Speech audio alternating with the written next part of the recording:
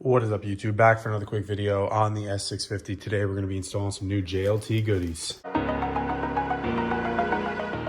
Alright guys, so like the video says, we have a couple cheap, quick, easy mods for under the hood of this S650 to improve the appearance that we got from JLT. I picked these up from modifymustang.com. Nice guy when hooked it up. So we got the new strut tower caps, as well as the master cylinder cover to help clean up the engine bay a little bit. So let's go over the install on both of these and let's see how it looks. All right, so first we're gonna start with the master cylinder cover.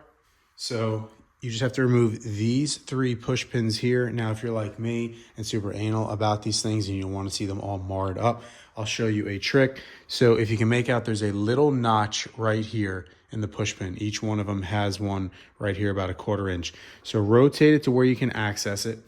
Get yourself the plastic pry tool first. Work that in there to lift up on this. Then you can go in with your more traditional and you can pop that up, then rock it back a little bit. Slide this now down below, and you can pop out the whole push pin here with absolutely no marks and not scratching anything.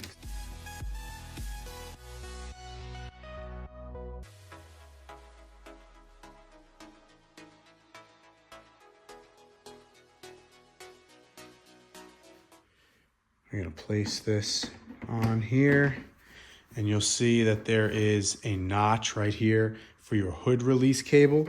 So just get that lined up like so. So it sits in there, stays out of the way. Then you can get your push pins.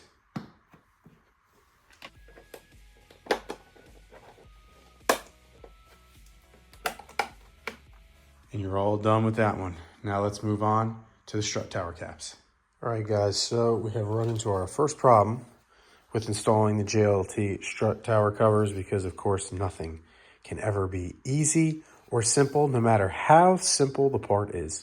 So being that this is the RTR Spec 3 and we have the RTR suspension, it looks here like the top of our struts with the adjustable piece here is taller, I'm assuming, than the factory strut mounts on the top. So with that being said, it's making a clearance issue here.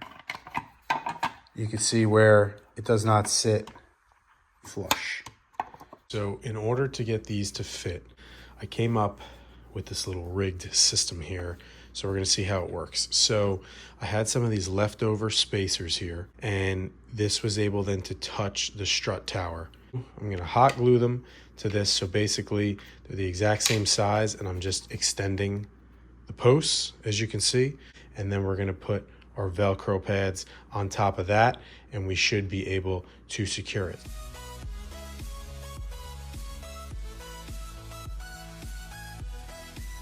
All right guys, so we're done rigging up our bigger posts. Let's try it out.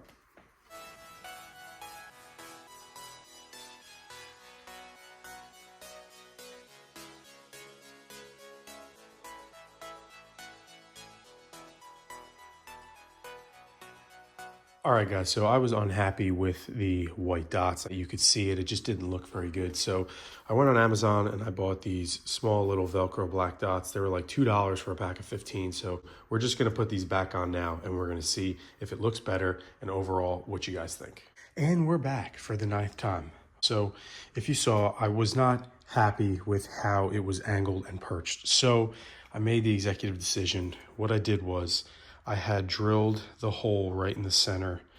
This is just some chalk I have to get off, but I drilled the hole in the center to allow the top here, the damper, to just protrude through. So it keeps it functional, where if you want to adjust it on the fly, you can.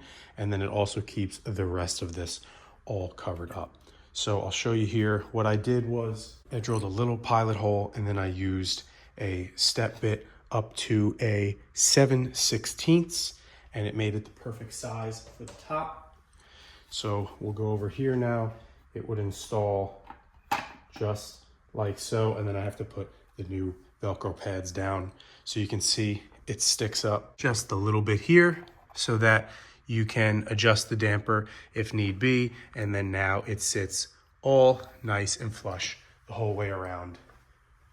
It looks good. So here it is, obviously without it. You see that whole mess going on. And then there it is there, looking nice and clean with the little damper just protruding through. So let's get the other one put on and we'll see how it looks. And there you have it. This is the finished product. I think this is the best of both worlds. We have some function and form. We have quick, easy access to the dampers if you gotta adjust it before you leave the car show so you don't hit the crowd watching. But either way, I think it looks really nice now. It sits perfectly flush.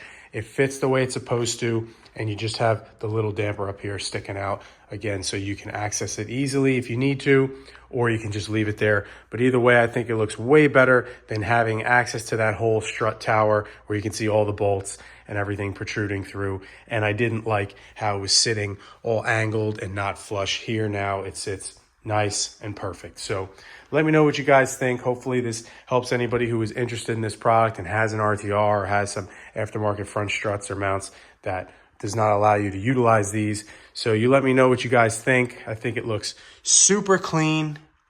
I like it a lot. Definitely looks nice, and overall looks much better under the hood. So drop your questions and comments below, and thanks for following and supporting the build.